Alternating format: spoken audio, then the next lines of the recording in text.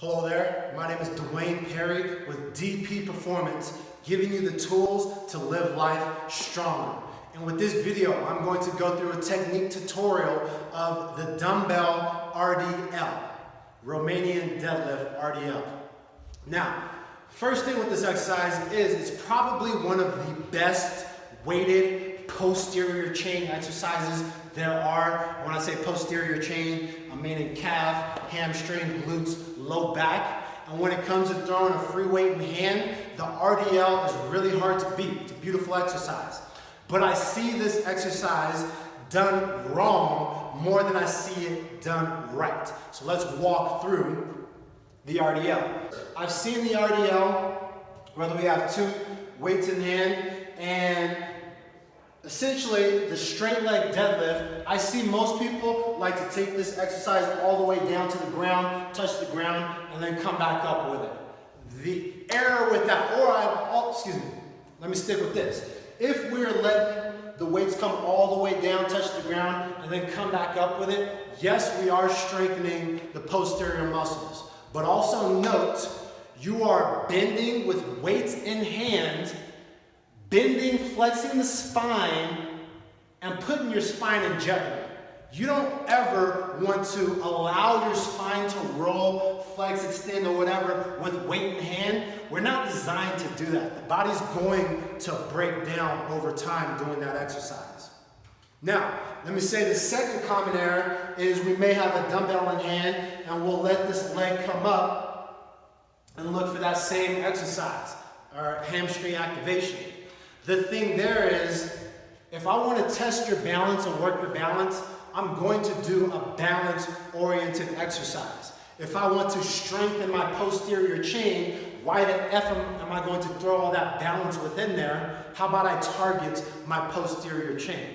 So, to get into this exercise, to start, take a heel-to-toe staggered stance. When I say heel-to-toe, that means your back toes are in line with your front heel here. Feet will be right underneath your hips. You don't want any type of wide stance with this. Now, when we are here, think we will keep just a slight bend in this front leg. Most commonly I'll see we'll go down and we'll allow this leg to bend.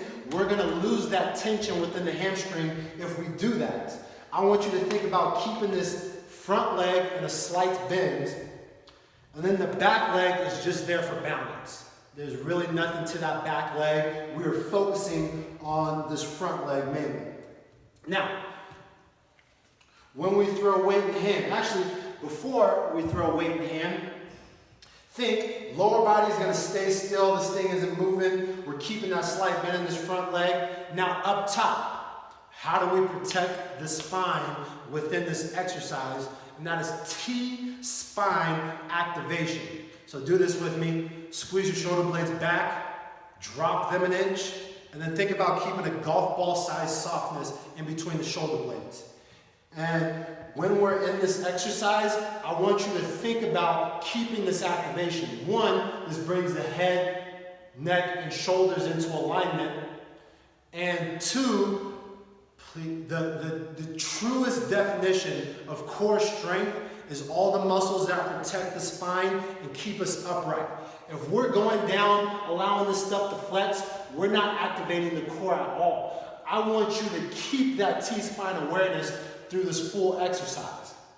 Now, when we put weights in hand, I'll ask you to throw weights your other hand, either on the side of the weights or on the wrist, just above the wrist.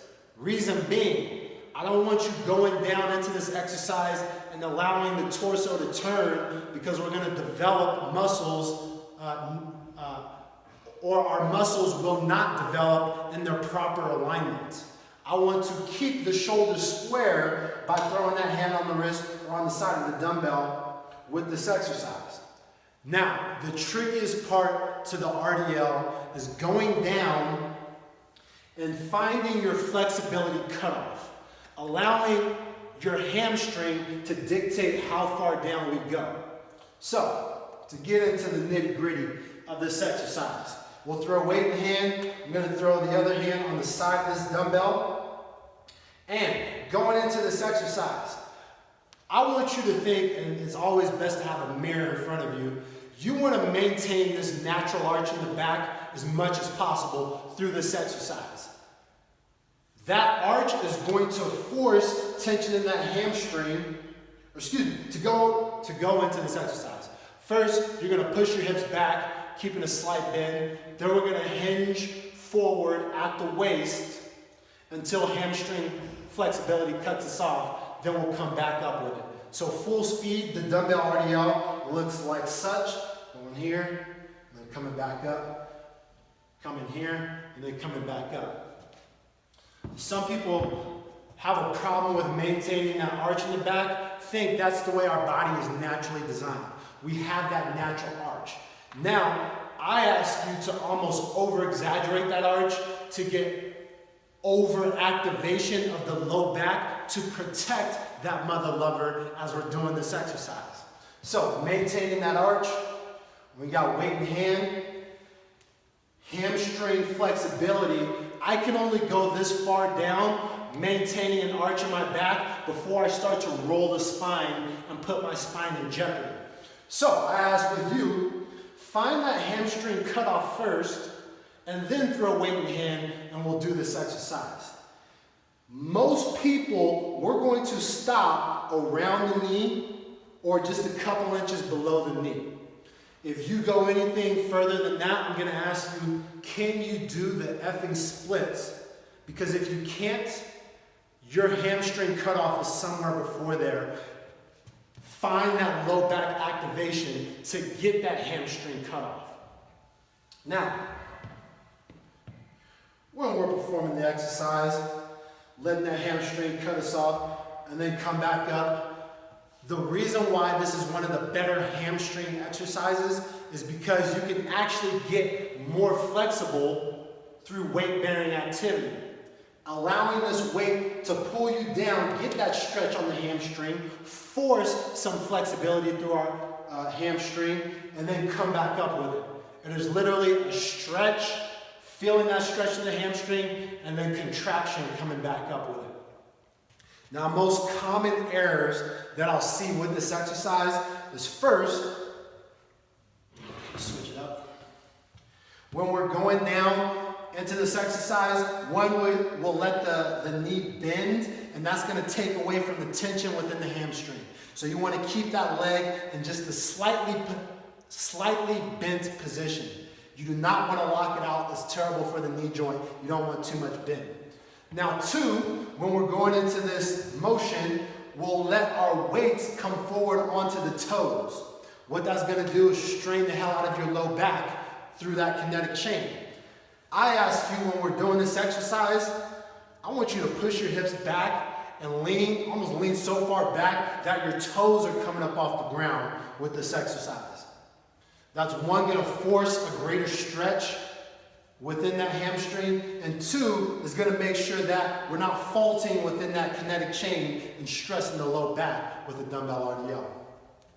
And lastly, like I said in the beginning, the most common error is we'll let this weight take us, I'm going to show you, we'll let this weight, instead of cutting off here, we'll allow the low back to roll and put the spine in jeopardy.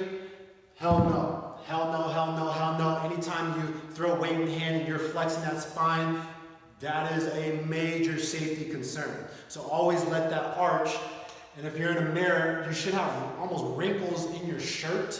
You're almost over-exaggerating that arch so much within the dumbbell RDL. Now you can go two-hand dumbbell RDL. I'm a fan of just going one and being specific on that leg. If you are going to go two at a time, I recommend finding a barbell. And to walk through a barbell technique tutorial really quick, we'll have our feet right underneath the hips, to show you from this way. We'll keep just a slight bend in the legs, and as we get into this mechanism, we're going to push the hips back, keeping just a slight bend. That arch is going to cut us off I want you to think with a barbell and dumbbell, with both exercises, you want to keep this weight touching the body and almost sliding down the body as we find that stretch. If you let it come out, we can put an extra torque on the low back, just trying to balance that thing. So keep your arms locked out and let that thing slide down the body so we're keeping it closer to our center of gravity point, which is just below the ankles. So fair amount of information for the dumbbell and barbell RDL. But please, please, please, please, please, don't ever think you're strengthening and getting better. Excuse me, I won't say it's bad, but there are better ways to go about strengthening the posterior chain and keeping your joints safe as we do it. So please always let that arch in the back cut off your range of motion, come back up with it. The better you get at that exercise, the more flexibility you'll gain. And guys, if you have any questions on the dumbbell RDL or barbell RDL, please drop them in the comments below. I'll go through and make sure I answer them. Though until next time, my name is Dwayne Perry with DP Performance, giving you the tools to live life stronger.